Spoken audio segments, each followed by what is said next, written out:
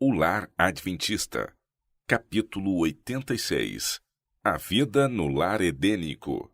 O Éden deve ser restaurado. O jardim do Éden permaneceu na terra muito tempo depois que o homem fora expulso de suas deleitáveis veredas. Foi permitido à raça decaída por muito tempo contemplar o lar da inocência, estando a sua entrada vedada apenas pelos anjos vigilantes. À porta do paraíso, guardada pelos querubins, revelava-se a glória divina. Para ali iam Adão e seus filhos a fim de adorarem a Deus. Ali renovaram seus votos de obediência àquela lei, cuja transgressão os havia banido do Éden. Quando a onda de iniquidade se propagou pelo mundo e a impiedade dos homens determinou sua destruição por meio de um dilúvio de água, a mão que plantara o Éden o retirou da terra. Mas, na restauração final de todas as coisas, quando houver um novo céu e uma nova terra, deverá ele ser restabelecido, mais gloriosamente adornado do que no princípio. Então, os que guardaram os mandamentos de Deus respirarão com um vigor imortal por sob a árvore da vida, através de infindáveis séculos. Os habitantes dos mundos que não pecaram contemplarão no jardim de delícias um modelo da obra perfeita da criação de Deus, intacto da maldição do pecado, modelo do que teria sido a terra inteira se tão somente houvesse um homem cumprido o plano glorioso do Criador. O grande plano da redenção tem como resultado trazer de novo o mundo ao favor de Deus de uma maneira completa. Tudo o que se perdera pelo pecado é restaurado. Não somente o homem é redimido, mas também a terra, a fim de ser a eterna habitação dos obedientes. Durante 6.000 anos, Satanás tem lutado para manter posse da terra. Agora se cumpre o propósito original de Deus ao criá-la. Os santos do Altíssimo receberão o reino e possuirão o reino para todo o sempre, e de eternidade em eternidade. A redenção da possessão de Deus. O propósito original de Deus na criação da terra é cumprido ao ser ela feita a eterna habitação dos remidos. Os justos herdarão a terra e habitarão nela para sempre. É o tempo para o qual homens santos de Deus olharam com expectação desde que a flamejante espada barrou ao primeiro para a entrada no Éden. Tempo para a redenção da possessão de Deus. A terra originariamente dada ao homem como seu reino, por ele entregue às mãos de Satanás e por tanto tempo mantida pelo poderoso inimigo, foi reconquistada pelo grande plano da redenção.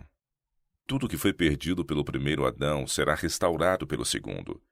Diz o profeta: a ti, ó torre do rebanho, monte da filha de Sião, a ti virá sim, a ti virá o primeiro domínio.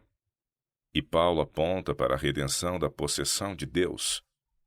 Deus criou a terra para ser habitada por seres santos e felizes. Este propósito será cumprido quando, renovada pelo poder de Deus e liberta do pecado e da tristeza, ela se torna o eterno lar dos remidos. Adão na posse de seu lar edênico. Depois de sua expulsão do Éden, a vida de Adão na terra foi cheia de tristeza. Cada folha a murchar, cada vítima do sacrifício, cada mancha na bela face da natureza, cada mácula na pureza do homem, era uma nova lembrança de seu pecado. Terrível foi a aflição do remorso ao contemplar a iniquidade que era dominante e, em resposta às suas advertências, deparar com a acusação que lhe faziam como causa do pecado. Com paciente humildade, suportou durante quase 1000 anos a pena da transgressão. Sinceramente se arrependeu de seu pecado, confiando nos méritos do Salvador prometido, e morreu na esperança de uma ressurreição. O Filho de Deus redimiu a falta e a queda do homem, e agora, pela obra da expiação, Adão é reintegrado em seu primeiro domínio. Em transportes de alegria contempla as árvores que já foram seu deleite, as mesmas árvores cujo fruto ele próprio colhera nos dias de sua inocência e alegria. Vê as videiras que sua própria mão tratara, as mesmas flores que com tanto prazer cuidara.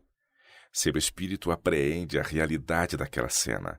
Ele compreende que isso é, na verdade, o Éden restaurado, mais lindo agora do que quando fora dele banido. O Salvador o leva à árvore da vida, apanha o fruto glorioso e manda-o comer. Olha em redor de si e contempla uma multidão de sua família resgatada no paraíso de Deus. Lança então sua brilhante coroa aos pés de Jesus e, caindo a seu peito, abraça o Redentor. Dedilha a harpa de ouro e pelas abóbadas do céu ecoa o cântico triunfante.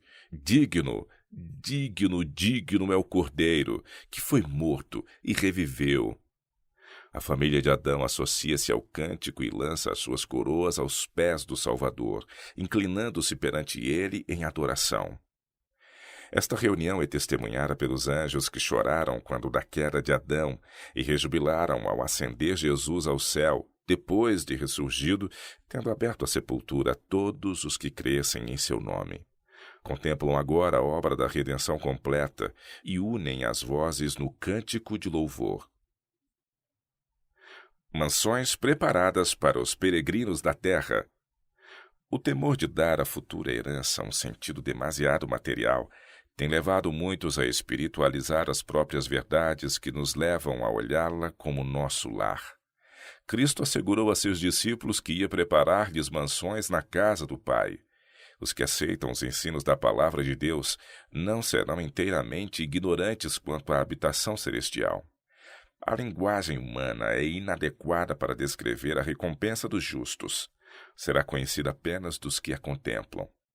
Nenhum espírito finito pode compreender a glória do paraíso de Deus. Na Bíblia, a herança dos salvos é chamada um país. Ali o pastor celestial leva ao seu rebanho a fonte de águas vivas. A árvore da vida produz o seu fruto de mês em mês, e as folhas da árvore são para a saúde das nações. Ali a corrente sempre a fluir, claras como cristal, e a seu lado árvores tremulantes lançam sua sombra sobre os caminhos preparados para os resgatados do Senhor. Ali as vastas planícies estendem-se até os montes de beleza, e as montanhas de Deus alçam seus altivos cumes. Nessas planícies de paz, ao lado das correntes de águas vivas, o povo de Deus, por tanto tempo peregrino e errante, encontrará um lar.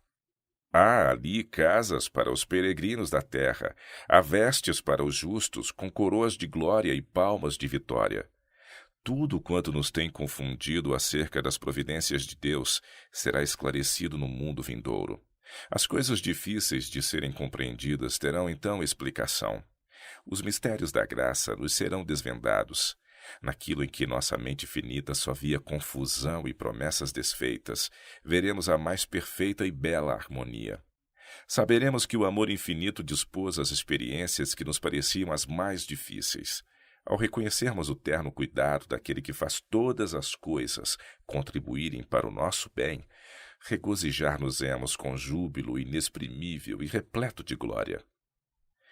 Estamos em caminho para casa. Aquele que nos amou de tal maneira que morreu por nós, construiu para nós uma cidade. A Nova Jerusalém é o nosso lugar de repouso. Não haverá tristeza na cidade de Deus. Nenhum véu de infortúnio, nenhuma lamentação de esperanças frustradas e afeições sepultadas serão jamais ouvidas. Logo, as vestes de opressão serão trocadas pela veste nupcial. Logo testemunharemos a coroação de nosso Rei. Aqueles cuja vida esteve escondida com Cristo, os que na terra combateram um bom combate da fé, resplandecerão com a glória do Redentor no reino de Deus. Privilégios dos remidos. O céu é um lugar agradável. Anseio ali estar e contemplar meu amorável Jesus, que por mim deu sua vida, e achar-me transformada à sua imagem gloriosa. Oh, quem me dera possuir linguagem para exprimir as glórias do resplandecente mundo vindouro. Estou sedenta das águas vivas que alegram a cidade de nosso Deus. O Senhor me proporcionou uma vista de outros mundos. Foram-me dadas asas e um anjo me acompanhou da cidade a um lugar magnífico e glorioso. A relva era de um verde vivo, e os pássaros gorjeavam ali cânticos suaves. Os habitantes do lugar eram de todas as estaturas, nobres, majestosos e formosos. Ostentavam a expressa imagem de Jesus, e seu semblante irradiava santa alegria, que era uma expressão da liberdade e felicidade do lugar. Perguntei a um deles por que eram muito mais formosos que os da terra. A resposta foi: vivemos em estrita obediência aos mandamentos de Deus e não caímos em desobediência como os habitantes da terra. Pedi ao meu anjo assistente que me deixasse ficar ali. Não podia suportar o pensamento de voltar a este mundo tenebroso. Disse então o anjo: deves voltar, e se fores fiel juntamente com os 144.000, terás o privilégio de visitar todos os mundos e ver a obra das mãos de Deus. Unida a família da terra com a do céu. Ali os remidos conhecerão como são conhecidos. O amor e simpatias que o próprio Deus plantou na alma encontrarão ali o mais verdadeiro e suave exercício. A comunhão pura com os seres santos, a vida social harmoniosa com os bem-aventurados anjos e com os fiéis de todos os tempos, que lavaram suas vestes e as branquearam no sangue do Cordeiro, os sagrados laços que reúnem toda a família nos céus e na terra, tudo isto concorre para constituir a felicidade dos remidos. As nações dos remidos não conhecerão outra lei senão a lei dos céus. Todos serão uma família unida e feliz, revestida com as vestes de louvor e ações de graças. Sobre essa cena, as estrelas da manhã cantarão em uníssono, e os filhos de Deus exultarão de alegria, enquanto Deus e Cristo se unirão proclamando: não haverá mais pecado nem morte.